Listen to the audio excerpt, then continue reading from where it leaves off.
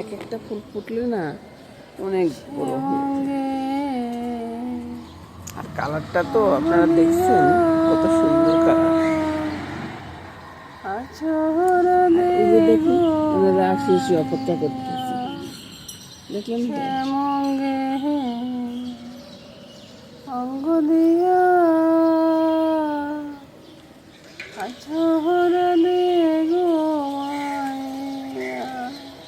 সূর্য মামা এখনো উঠে নেই,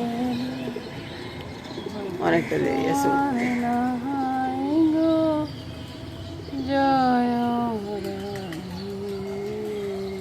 আপনাদেরকে শুধু আমার দেখা আকাশের রংটা দেখাচ্ছি।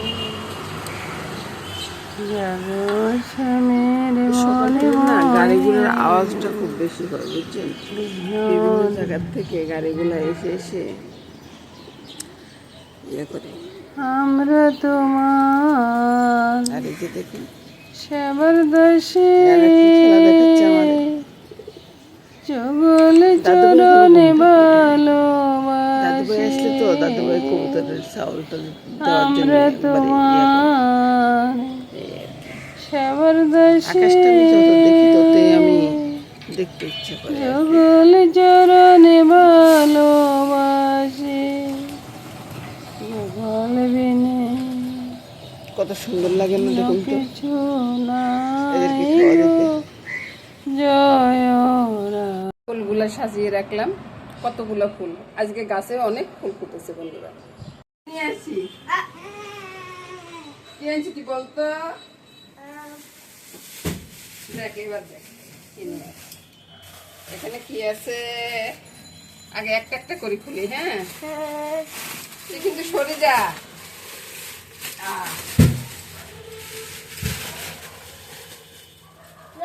বড় একটা কোরাল মাছ আনছি, প্রায় 1.5 কেজি ওজনের হবে। ঠিক আছে, আর লাফাবে তো দেখ। এই যে দেখ দেখ দেখ, এই যে ছাড়ে দিচ্ছি।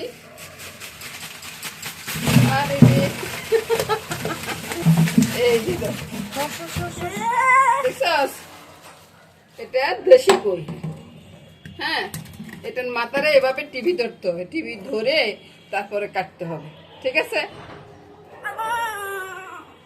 তারপরে আমরা কি করব, এখন আমরা এগুলাকে গোছগাছ করব। ঠিক আছে, হ্যাঁ তারপরে রান্না করব, গোছগাছ করে তারপর রান্না। কত বড় বড় কই মাছ দেখছস। গোপালের পূজা হয়ে গেছে। আসলে গাছের ফুল দিয়ে পূজা দিলে না এত উজ্জ্বল হয় আসনটা, দেখতে দেখি দেখতে মনে ইচ্ছা করে আর কি। এখন যাচ্ছি রান্নাঘরের দিকে, সকালবেলা জলখাবার হয় না এখনো আমার। এই তো বন্ধুরা রান্নাঘরে চলে আসছি। মামনি কিন্তু অনেক কিছু গুছিয়ে রাখছে বুঝছেন। এই যে মাছ টাছগুলো কাটা হয়ে গেছে, ছড়াগুলা চলে রেখে দিয়েছে, ডালটা সিদ্ধ হয়ে গেছে, ডালটা ম্যাশ করে রেখে দিছে, শুধু পোড়ন বাকি। আমার মনে পোড়নও করে ফেলছে, তো আমি জানি না ঠিক পোড়নও করে ফেলছে। এবার আমার সকালবেলার জল খাবারটা মামনি, ওই যে দাদুভাইয়ের টিচার আসছে তো মামনি কথা বলতেছে, আর এর ফাঁকে নাহলে কিন্তু মামনি করে দিত, এর ফাঁকে আমি করিনি। প্রথমে বন্ধুরা ডালটা ঢেলে নিই। হ্যাঁ ডাল যখন হয়ে গেছে ডালটা ঢেলে, মামনির ডালটা একটু বেশি হয়ে গেছে।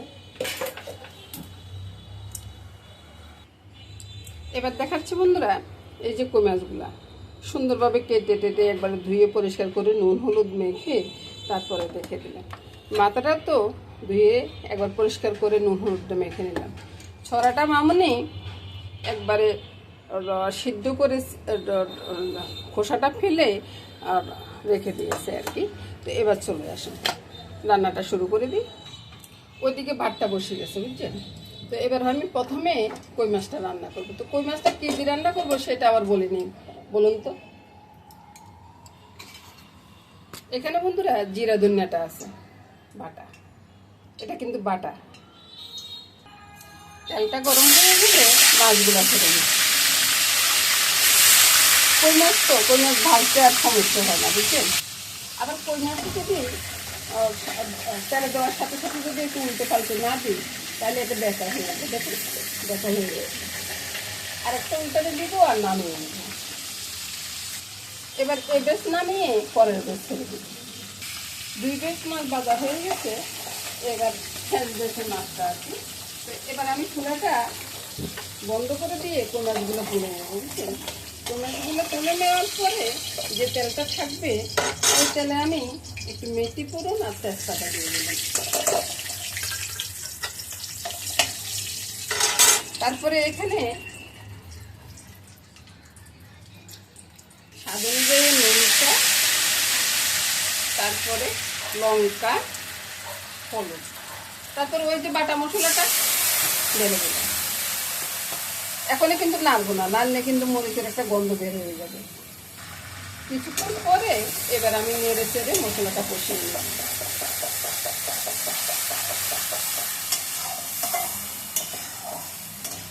আমার মতো কি আপনারাও তেল করে রান্না করেন বন্ধুরা, নাকি পেঁয়াজ রসুন দেন? পেঁয়াজ রসুন যারা দেন তারা এভাবে একটা রান্না করে দেখবেন, খেতে কিন্তু অসাধারণ লাগে। আর ওই বাটাটার সাথে কিন্তু আদাও ছিল, আমি আদার কথাটা বলতে ভুলে গেছি। এবার আমি দিয়ে দেব সবগুলো কোনো একসাথে দিয়ে একটু নেড়ে ছেড়ে মাছের গায়ে গায়ে একটু মশলাগুলো লাগিয়ে দিচ্ছি।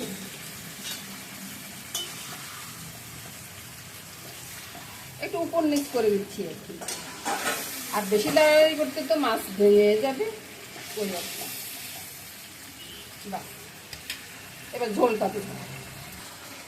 আর এখানে বন্ধুরা আপনারা ছেলে কাঁচা লঙ্কা দিতে পারেন, আমি কিন্তু এই তেল কইয়ের ভিতরে কাঁচা লঙ্কাটা দিব না, ধনিয়া পাতাও দিব না।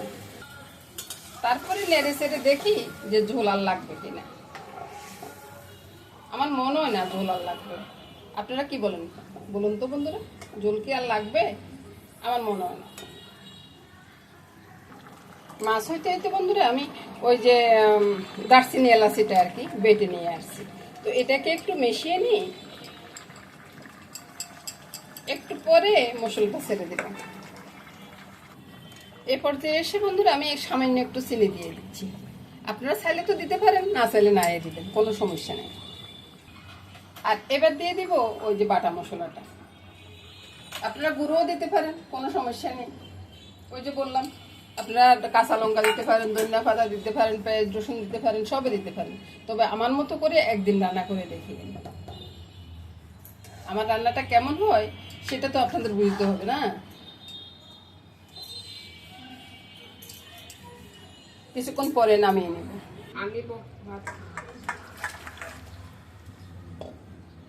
হয়ে গেল দারুণ স্বাদের তেল করে।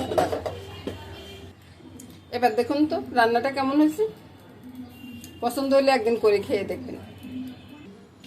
এবার রান্না হবে ছড়াটা। তো ছড়াটা আমি একটু কষলে দেব, এটা একটু ডালের মতোই হবে আর কি, যেটাকে বলে ছড়ার ডাল, ওরকম আর কি। বা কেউ কেউ টকের মতো করেও রান্না করেন, একটু টক টক দিয়ে। আমি আর টক দিলাম না আর কি, আমি এভাবে একটু ভেঙে তারপরে রান্না করি। আর ওইটা রান্না করবো আমি রুই মাছের মাথা দিয়ে, বুঝছেন? একবারে পোড়ন করে বসিয়ে দিব। পোড়ন দিয়ে দিলাম কি মেথি। আজকে তো আপনারা মনে করবেন যে দুইটা তরকারি মেথি ফোড়ন দিলাম, ওই মেথি ফোড়নে তরকারিগুলো ভালো লাগে আর কি আমার কাছে। আপনাদের কাছে কেমন লাগে সেটা আপনারা দেখবেন। এবার মাথাগুলো উল্টে দিই। মাথা ভাজা হয়ে গেছে, চুলার ভিতটা কিন্তু কমিয়ে দিচ্ছি, বুঝছেন?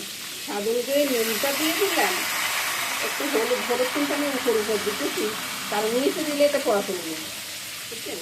লঙ্কাটা দিয়ে দিলে একটু উপর করিয়ে দিতেছি, আর চিনিটা দিয়ে দিবে একটু মাঝখানে, কালারটা সুন্দর আসার জন্য। তারপরে এখানে দিয়ে দিব ওই যে ছড়াগুলো ভেঙে চড়ে রেখেছি, ছড়াগুলো। এবার আপনারা তো চিন্তা করতেছেন একটু নেড়ে ছেড়ে দেওয়া উচিত, আমি কিন্তু নাড়বো না বন্ধুরা, এটা কোথায় গেলে সেটা দেখতেছি না। তারপরে আমি দিয়ে দেবো একটু গরম দুধ।